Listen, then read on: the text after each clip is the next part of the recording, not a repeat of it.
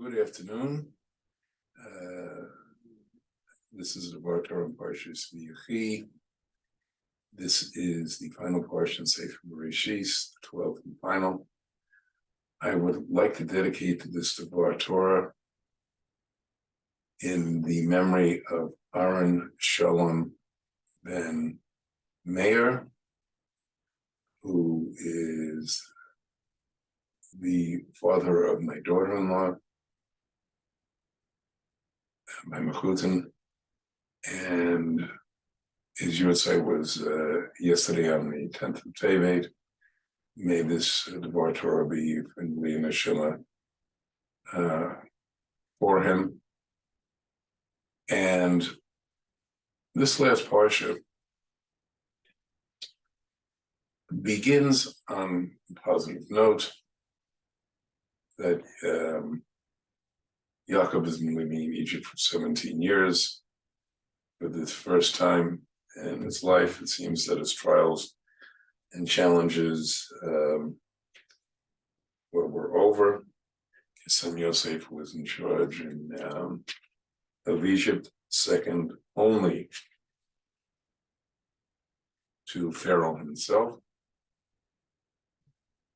And it begins with Yosef being called summons by Yaakov and asking to do a kindness that he does not wish to be buried in Egypt. When his time comes, he knows the end of his life is coming, and Yosef says, of course, I will do that. Joseph, I will, of course, bury there. He says, no, I want you to take a shavua, an oath, to do the same. And the question is, why is an oath? Yosef was number 2 in the country. Why would an oath be needed to do something relatively as non-complex as taking Yaakov and burying him in Israel?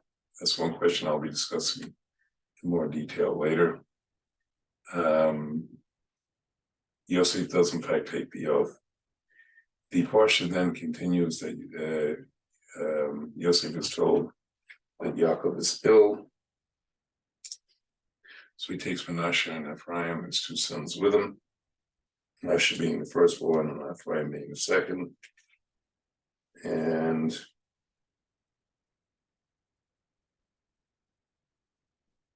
he then tells Yosef about the blessing that Yaakov received of Hashem as he was heading down to Eretz Israel, to Eretz Mitzrayim, Egypt.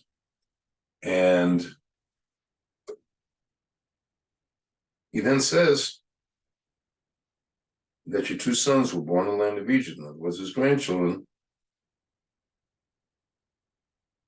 are going to be like Reuben and Shimon. They're going to be full tribes for most purposes anyway. They're going to be full tribes. Now, what's interesting here, he doesn't do this with any of the other grandchildren. So what is so special about Menashe and Ephraim? I'll be coming back with that a little later in the Torah.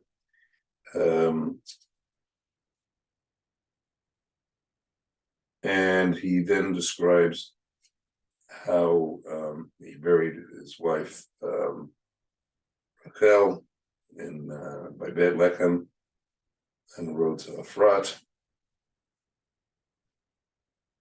Israel, as he's then referred to as Yosef's 2 sons are, he then goes and blesses, and Israel says how much he's happy that he never thought he was going to see Yosef again. When does he see Yosef? He then blesses him. Now, the traditional thing is to, there's twins here, is to have the older one on the right, blessed on the right hand, and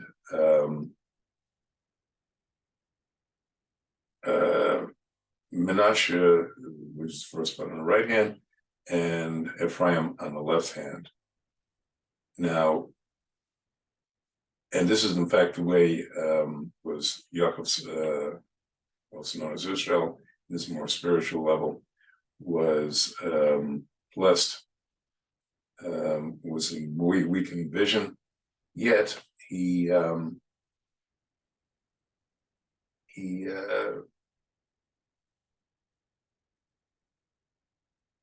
Yosef thought he couldn't see, so he places Menashe in his right and Ephraim in his left. Yaakov then crosses his hands like this, so he's in fact using his right hand to bless Ephraim, the younger one, and he's using left hand to bless Menashe, even though it's the older one. And Yosef starts protesting and figures he can't see. However, Israel says, I know who I'm blessing, and the reason I'm blessing Ephraim, even though it's younger, because a greater nation will come from him, will come Yehoshua, who's the next leader after Moshe, and leads the conquest of Eretz Israel. Now,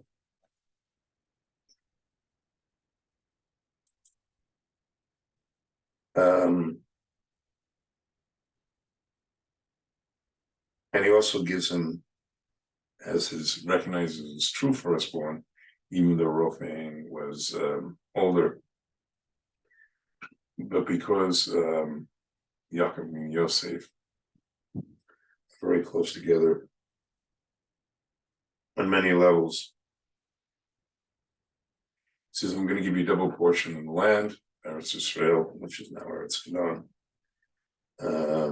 including the land of Shechem. You're going to get an extra thing. And now the law in the Torah is that a firstborn gets double. It's usually the firstborn physically. Here, for reasons I'll explain a little later in the Torah, Reuven gets bypassed, and instead Yosef becomes the beneficiary of that extra share of land. Now, a very interesting next line, beginning of chapter 49, V'yikra Yaakov al banav v'nemar haspo agid lechem et yeshokei etchem b'achrei yamim. I will tell you what will befall you at the end of days. And he says, Kibutzu Yishma b'nei Yaakov v'shemo el b'nei Israel Avichem, and listen to Israel, your father. And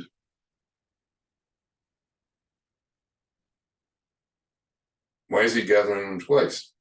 He tells to him assemble once, he's telling him to gather a second time, and as explained by Rashi, he said he wanted to tell them what's going to go at the end of days. Now, the end of days is talking about the Messianic era, and he's talking about the Messianic era, and he's going to tell them when Mashiach is going to come. Mashiach ben David, the descendant of David Melech, according to some maybe David himself coming back in a new Gilgal generation. And what does he tell him? Israel, your father, because that is dealing with a greater thing. Now, he then blesses some of all the sons. Though some of the blessings have quite a bit of an element of admonition in them, and we'll come back to those also. Now, why did he have to do a second assemblage? Some say it also included his grandsons, because the one thing the Rashi explains, Shechina, divine presence, was removed from Yaakov, because that information was not allowed to be transmitted. And I'll again explain that shortly in more detail. And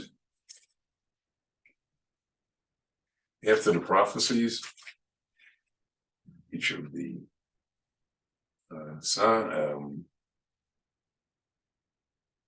sons are very interesting, as I'll develop in more detail. All of these blessings and predictions of how each tribe, each one of the sons is going to evolve, do go up to and including Messianic times. We see that illustrated where it says, and we're talking about Yehuda, and it says,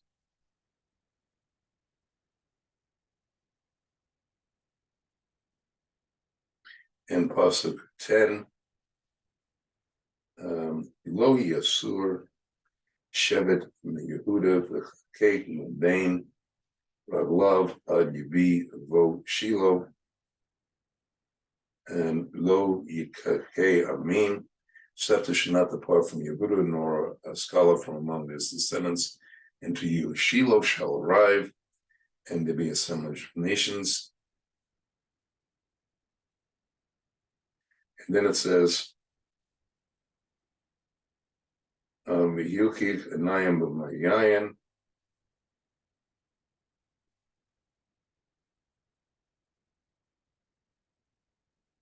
and then it says the next pasuk,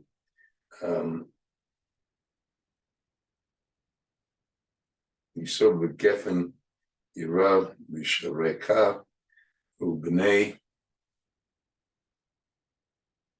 Sanu ki beis b'yayin push v'dam avanim susa.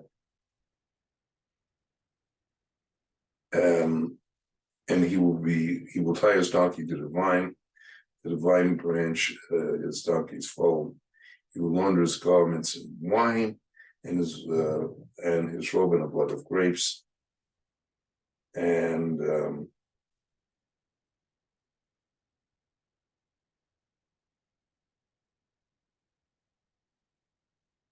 it's talking about it's talking on one level that held a very productive land. On a deeper level, it's talking about the fact that he will become riding on a donkey. He'll be riding on a donkey. Yet before that, it seems there's going to be this grand coronation, assemblage. So how do these two verses fit together? That's another question.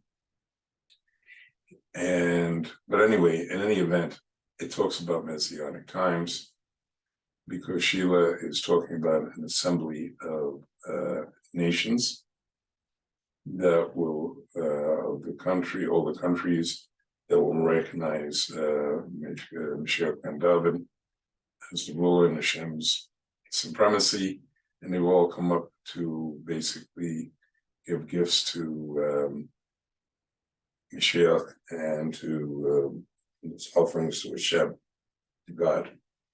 The Parsha then goes on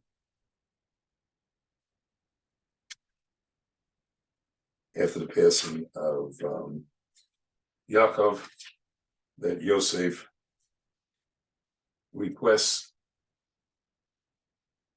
that he be allowed to bury his father in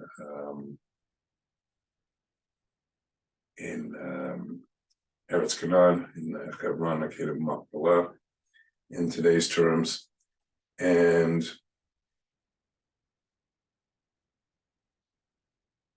Pharaoh initially doesn't, but after he says, because of the Shavua you took to your father, I'll let you. It then goes on to discuss that his brothers live in fear, and they make up a story that your father gave orders before his death, that you shouldn't punish us, that will be your servants. And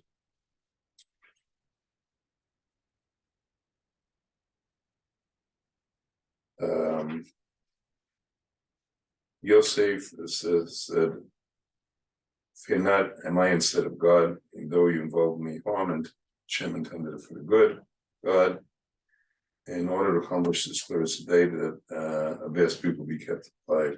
So don't fear, sustain you and your young ones, He dwelt in Egypt. He lived until the 4th generation. And then he had the people take up, he lived to 110, went up the biblical 120 like Moshe.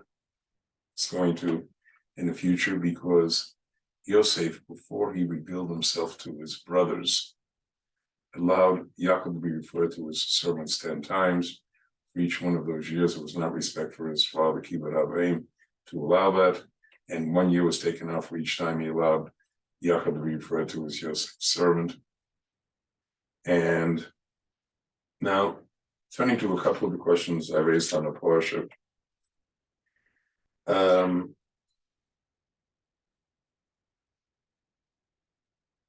The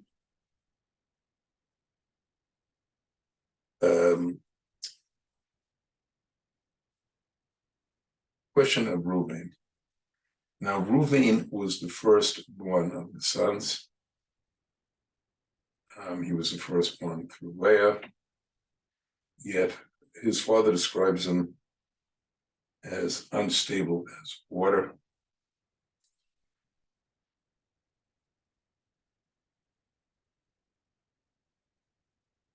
And it says, even though you're my first strength, it says, Paz kamayim, water like impetuosity, al toar al kiyalem nakshev avika,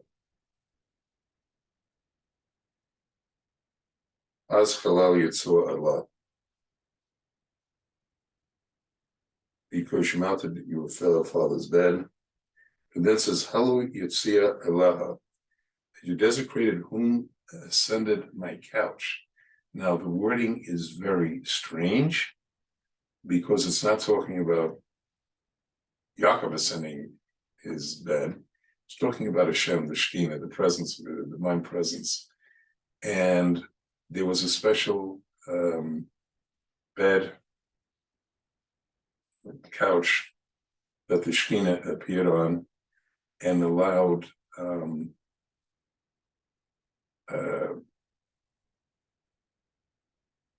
Yaakov to know with which wife he was supposed to be with on that night. He was supposed to be with Bila, Rachel's maidservant.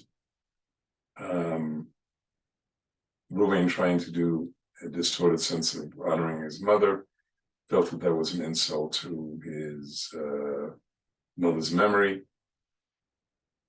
to his mother, because after Rachel died, it should have been been with Leah, not with Rachel's maidservant.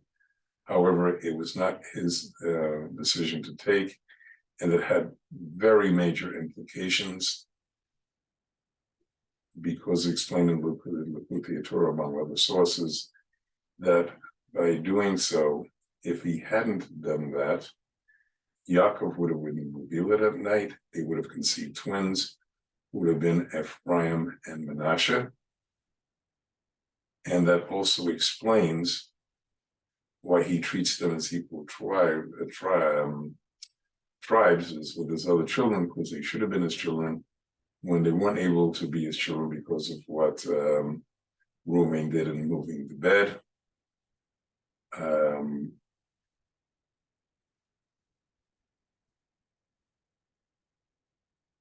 He, in fact, had, they came through Yosef.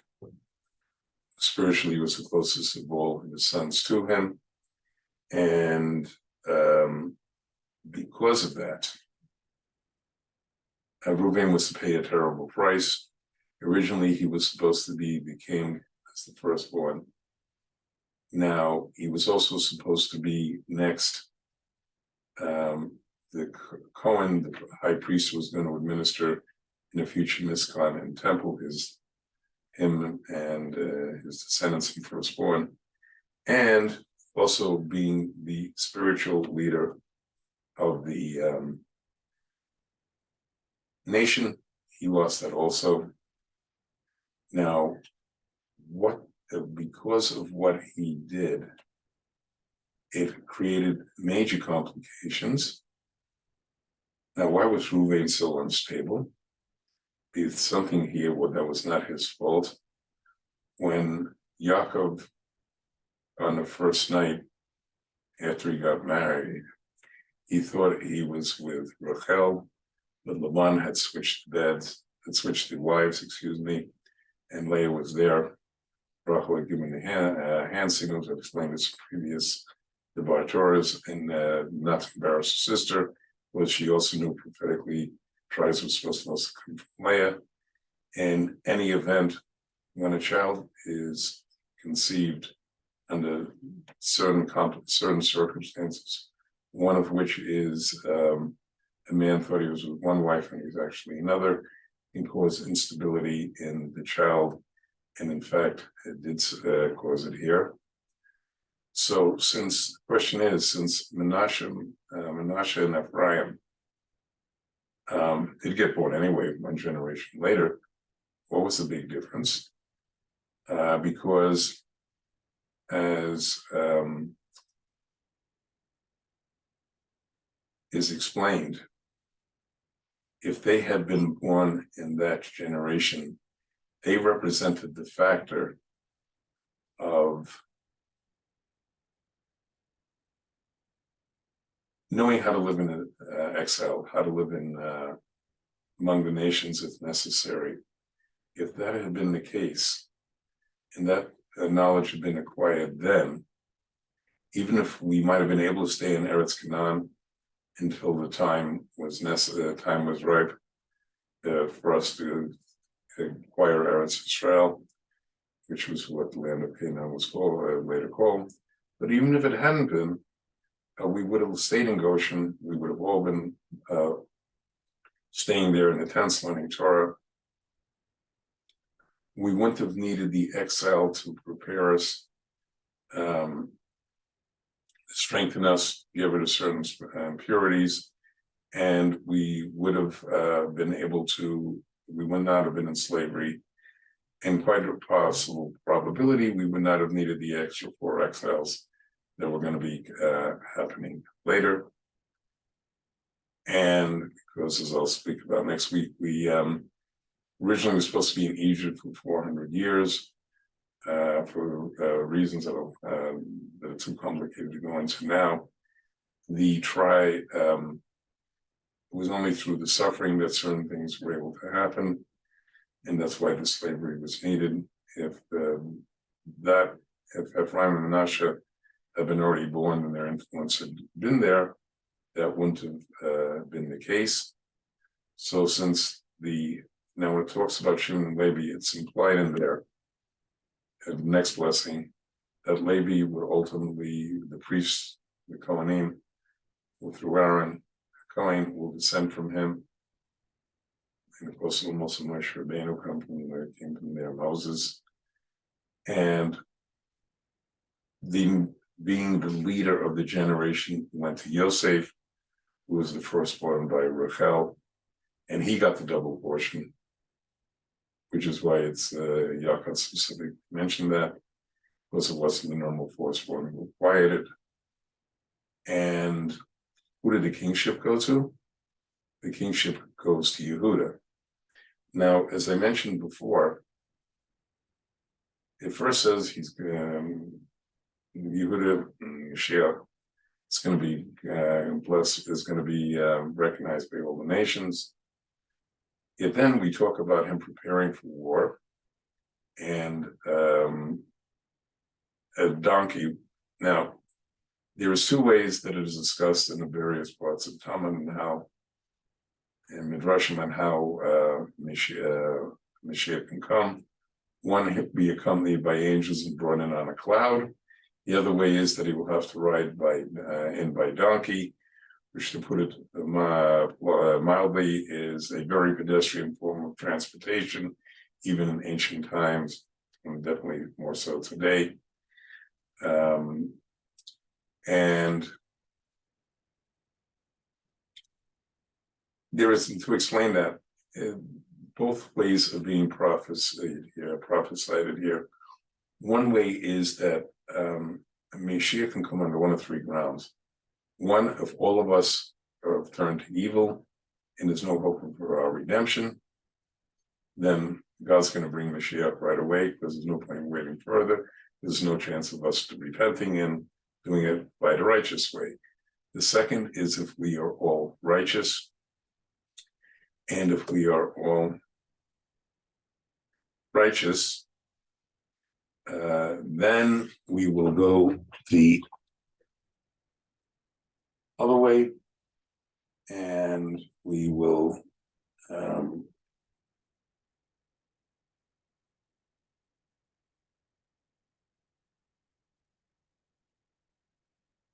we were all righteous, then we will then go the other way, and we will merit the Mashiach as soon as we were all righteous, and then we will come in by the clouds of the angels because we merit it. Mashiach will come. Third way is if, and this is talking about the donkey and preparing to do battle with the nations to be a spiritual battle, is that we will have to do it through war, spiritual war, and that's if we are either all evil or if there's an appointed time. And this was what Yaakov was referring to, which Hashem didn't let him tell, because face it, if the people knew it's going to be 35 years, 100 years at least, we couldn't have had faith, which is one of our fundamental principles, that if we merit it, Mashiach can come at any time. It would have predetermined history and would have lost the whole impact of our belief, belief and trust in God, and ourselves for that matter, that we could merit it. And that is why we have these two verses one after the other. And because of the fact that we had to go into an exile of suffering, we also see its beginning now, because there was a rule that no slave servant in Egypt, Mitzrayim, was ever allowed to leave. That being the case, since neither one of them was ever allowed to leave, we then had the problem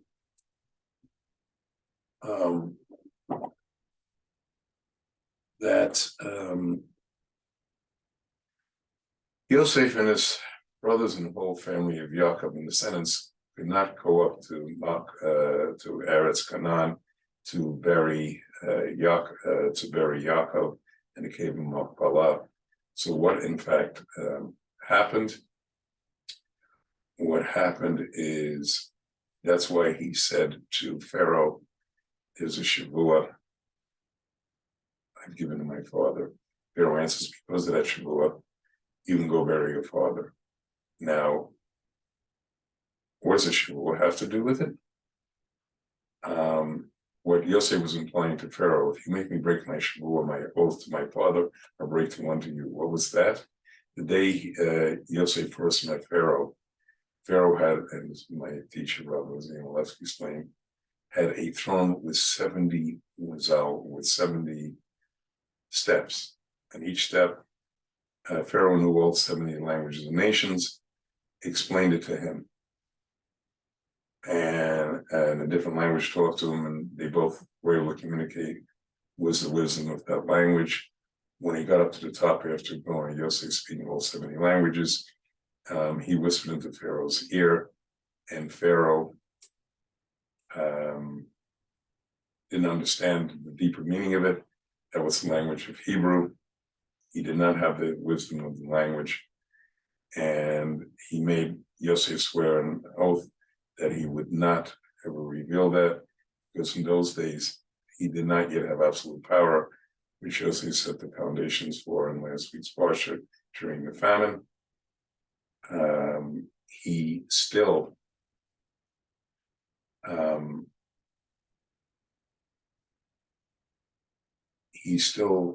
despite that,